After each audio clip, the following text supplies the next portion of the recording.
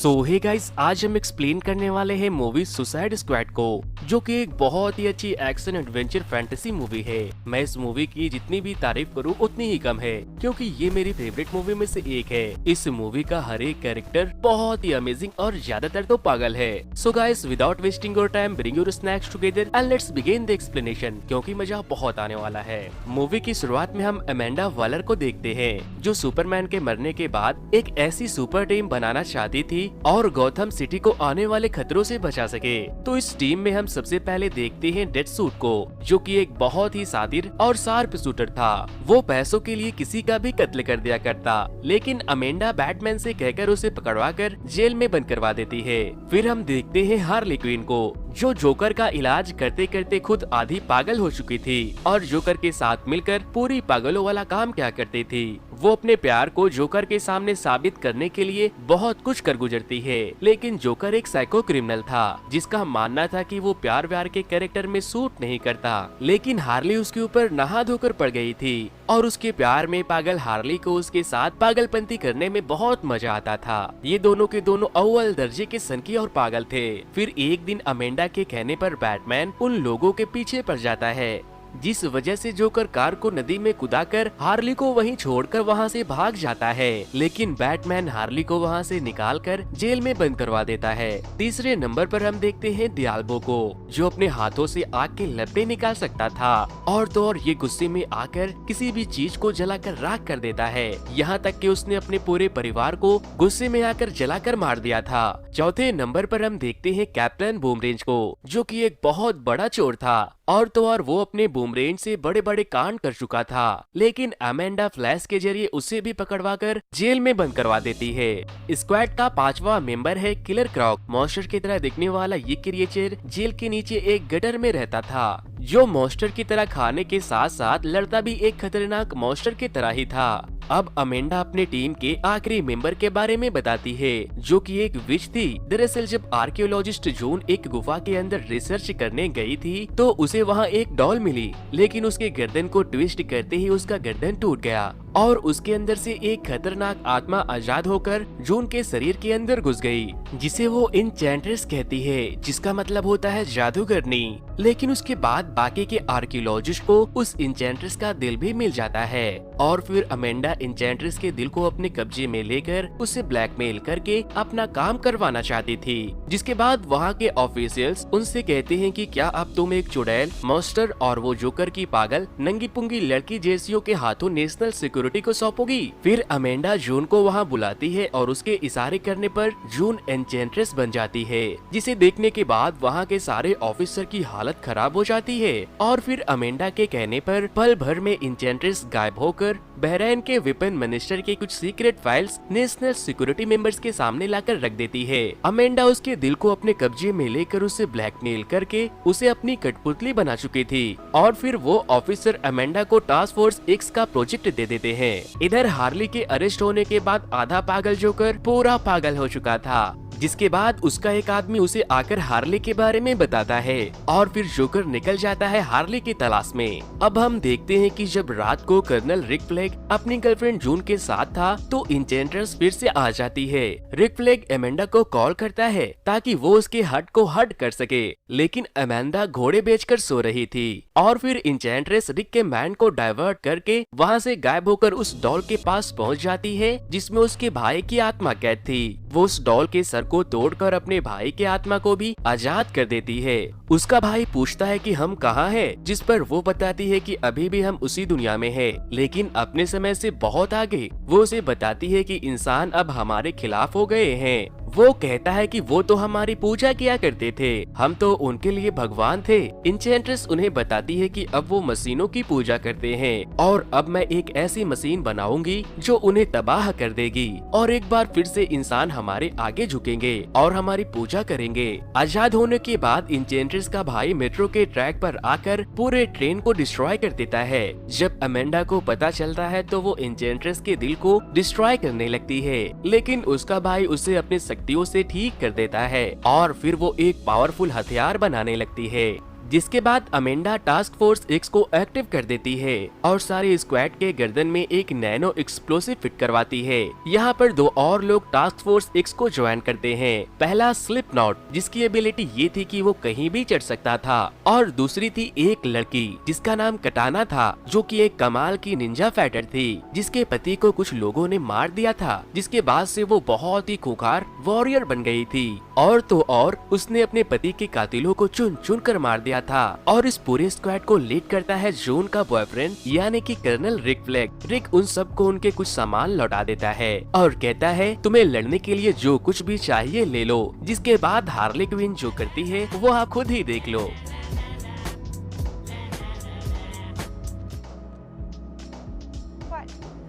ब्लडशॉट अपने मास्क और गन को ले लेता है और बाकी के लोग भी अपने जरूरत के सामान को ले लेते हैं और सारे लोग एक हेलीकॉप्टर में बैठकर वहां से निकल जाते हैं। जोकर वहां पहुंचकर उस आदमी के पास जाता है जिसने नैनो एक्सप्लोसिव को बनाया था और वो उसकी बीवी को किडनैप करके उसे ब्लैकमेल करने लगता है ताकि वो हार्ली के गर्दन में लगे बॉम्ब को डीएक्टिवेट करवा सके। जोकर हार्ली को टेक्स्ट करता है कि मैं तुम्हारे लिए आ रहा हूँ और किलर क्रॉक हेलीकॉप्टर में खूब उल्टियाँ करता है। हार्ली कहती है कि यू गंदे बच्चे कहेंगे। फिर उन सभी की नजर आसमान की तरफ एक बहुत बड़ी मिस्टिकल लाइट की तरफ पड़ती है जिसे इंचेंट्रेस और उसके भाई ने बनाया था। वो दोनों एक बहुत बड़े मशीन को बनाकर दुनिया पर राज करना चाहते थे और तभी पूरा टास्क फोर्स एक्स का हेलीकॉप्टर क्रैश हो जाता है, लेकिन सभी लोग ठीक ठाक बाहर आ जाते हैं। स्लिपनॉट कैप्टन बूमरेंज के बहकाने पर वहाँ से भागने की कोशिश करता है, बट कर्नल उसके गर्दन में लगे बॉम्ब को ब्लास्ट कर देता है।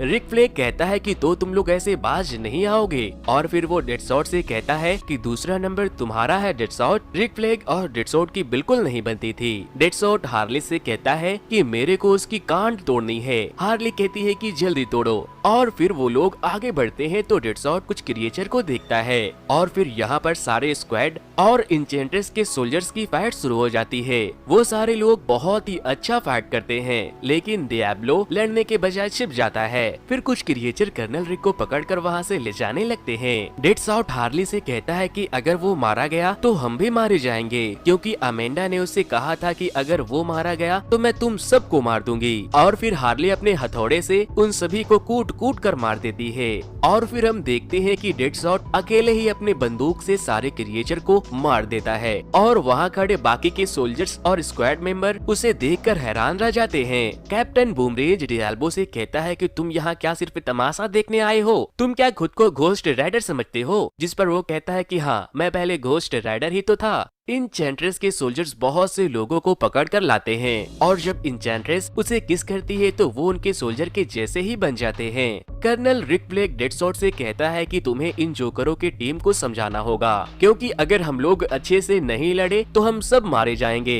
इसी दौरान जब हार्ली एक बाइक को देखती है तो उसे जोकर की याद आ जाती है, जब उसने बाइक से जोकर का पीछा करके उससे अपने पास रखने के लिए रिक्वेस्ट की थी। फिर हार्ली क्रॉक से पूछती है कि तुम इंसान क्यों खाते हो? क्या तुम मुझे खाना चाहोगे? जिस पर वो कहता है अगर मैंने तुम्हें खाया तो मैं भी तुम्हारे तरह पागल हो जाऊंगा। हार्ली सबके नाक में दम कर रही थी। फिर डेडशॉट उसे समझाता है और वो लोग उस बिल्डिंग की तरफ बढ़ने लगते हैं। सभी लोग उस बिल्डिंग में सीढ़ियाँ चढ़ रहे थे और हार्ली बड़े ही स्टाइल से लिफ्ट लेकर ऊपर जाने लगती है, लेकिन लिफ्ट में इंचेंट्रेस के दो सोल्जर आकर हार्ली के ऊपर अटैक कर देती है, लेकिन वो उसे लिफ्ट के अंदर ही धो देती है। और फिर तभी अमेंडा उन्हें बताती है कि तुम्हारे चारों तरफ कुछ है।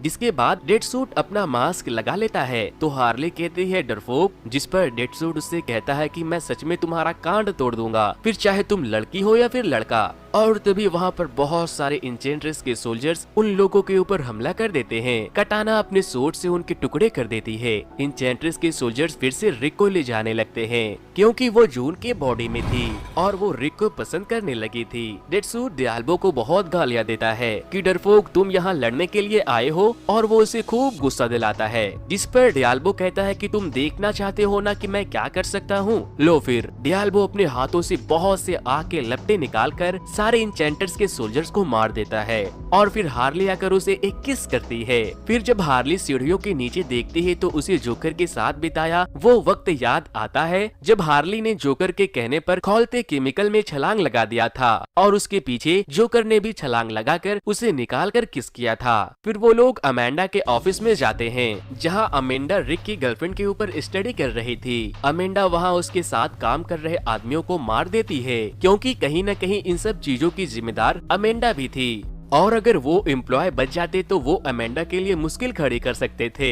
फिर अमेंडा उस जगह को छोड़कर जाने लगती है, लेकिन तभी जोकर अपने हेलीकॉप्टर से आकर उन लोगों के ऊपर अंधाधुंध फायरिंग करना शुरू कर देता है और वो हार्ली के गर्दन में लगे बॉम्ब को भी डीएक्टिवेट करवा देता है। हार्ली जंप मारकर उस हेलीकॉप्टर में लगे रस्सी से लटक जाती है। अमेंडा डेड सूट को हार्ली को शूट करने को कहती है, लेकिन डेड सूट जानबूझकर गलत शूट कर देता है और अमेंडा से कहता है उप्स, मिस हो गया। जिसके बाद अमेंडा जोकर के हेलीकॉप्टर पर अटैक करवा देती है और उसका हेलीकॉप्टर क्रैश हो जाता है, लेकिन हार्ली हेलीकॉप्टर से कूद जाती है और जोकर हेलीकॉप्टर के साथ साथ क्रैश हो जाता है। जिसके बाद अमेंडा उस जगह से भागने लगती है, लेकिन इंचेंट्रेस के सोल्जर उसके हेलीकॉप्टर पर अटैक करके उसे पकड़ लेते हैं और उसके साथ साथ इंचेंट्रेस का दिल भी अपने कब्जे में ले लेते हैं। अब हम हार्ली को देखते हैं जो कि उदास एक कार पर बैठी थी, लेकिन जब बाकी के स्क्वाड मेंबर्स वहां आते हैं तो वो उन्हें देखकर खुश होने का नाटक करती है। सारे स्क्वाड मेंबर्स हार्ली के लिए बहुत बुरा फील कर रहे थे।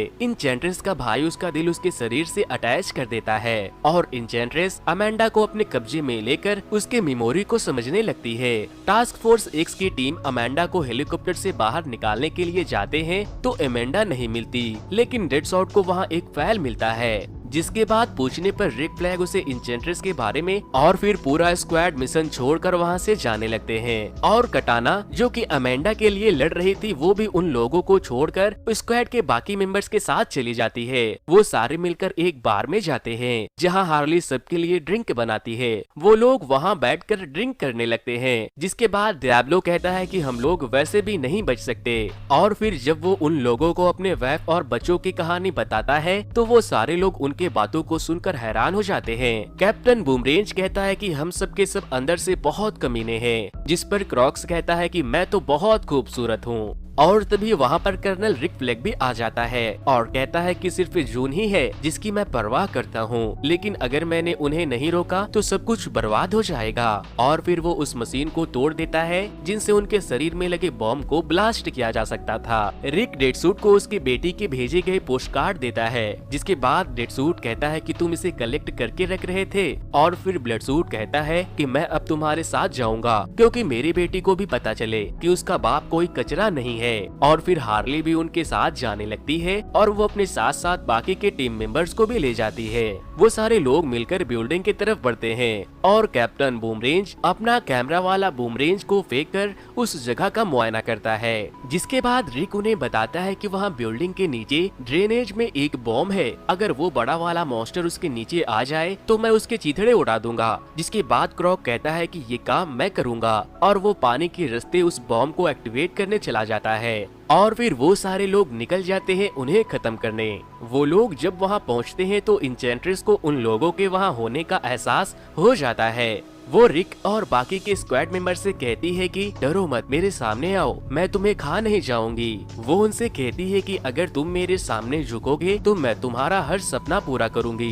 डियाब्लो कहता है कि ये हम सब के माइंड को कंट्रोल कर रही है और डेडसूट उसे कहता है कि तू साली चुड़ैल है। जिसके बाद इंचेंट्रेस अपने भाई से कहती है कि भाई इन्हें मेरे सामने झुकाओ। उसके भाई को देखने के बाद सबकी फट जाती है। वो वहाँ आते ही उन लोगों पर हमला कर देता है। कटाना उसके हाथ काट देती है, लेकिन उसके हाथ फिर से निकल आते हैं। रिक फ्लैग कहता है कि हमें उसे उस जगह ले जाना होगा जहाँ बॉम्ब है। डियाब्लो कहता है कि मैं ये कर सकता हूँ, मैं लेकर जाऊंगा उसे। डियाब्लो उसे अपने आग से जलाने की कोशिश करता है, लेकिन वो डियाब्लो को उठाकर फेंक देता है और फिर हम देखते हैं डियाब्लो का असल रूप। वो एक खतरनाक मॉन्स्टर में बदलकर उसकी खूब कुटाई करता है और उसे उस बॉम्ब के ऊपर लेकर जाता है, लेकिन डियाब्लो कमजोर पड़ने लगता है और फिर डियाब्लो के कहने पर वो लोग बॉम्ब को फोड़ देते हैं और इंचेंट्रेस के भाई के साथ साथ डियाब्लो भी वहीं मर जाता है। जिसके बाद इंचेंट्रेस गुस्से में अपने जादुई मशीन से बहुत से इंसानी मशीनों को बर्बाद करना शुरू कर देती है और फिर इंचेंट्रेस की लड़ाई पूरे स्क्वाड से होती है।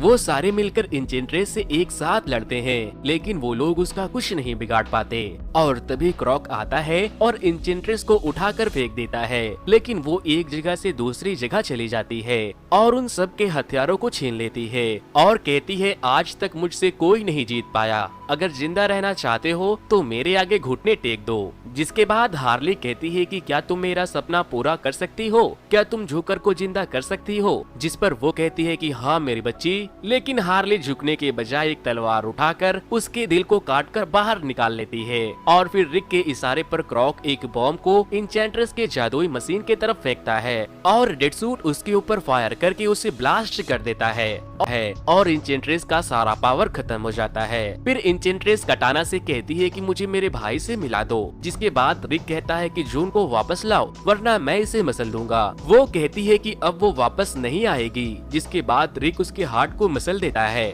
और वहाँ से जाने लगता है। लेकिन तभी डेडसूट देखता है कि जून अभी भी जिंदा है और उसके बाद रिक जून को देखकर उसे गले लगाता है और किस करने लगता है। वो लोग वापस अपने घर जाने का सोचते हैं, लेकिन सबसे बड़ी चुड़ैल अमेंडा वापस वहां आकर उन्हें ब्लैकमेल करने लगती है। जिस पर हार्ली कहती है अभी हमने पूरी दुनिया को बचाया है, एटलीस्ट तुम एक थैंक्स तो बोल ही सकती हो। अमेंडा कहती है कि तुम्हारी उम्र कैद में 10 साल कम किए जाएंगे। डेडसूट कहता है मुझे एक बार अपनी बेटी से मिलना है। हार्ली कहती है मुझे एक कॉफी मशीन चाहिए। क्रॉक कहता है मुझे एक टीवी चाहिए। लेकिन कैप्टन बूमरेंज वो अमेंडा से बदतमीजी करने लगता है। मूवी के एंड में हम देखते हैं कि डेडसूट अपनी बेटी को पढ़ा रहा था और तभी रिक फ्लैग उसे वापस ले जाने को आता है। क्रॉक्स गटर में मस्त टीवी देख रहा था और कैप्टन बूमरेंज को एक टाइट सेल में बंद करके रखा गया था क्योंकि उसने अमेंडा के साथ बदतमीजी की थी। और हार्ली वहाँ अपने पिंजरे में बैठकर कॉफी के मजे ले रही थी। तभी वहाँ एक जोरदार ब्लास्ट होता है और एक बार फिर से एंट्री होती है जोकर की।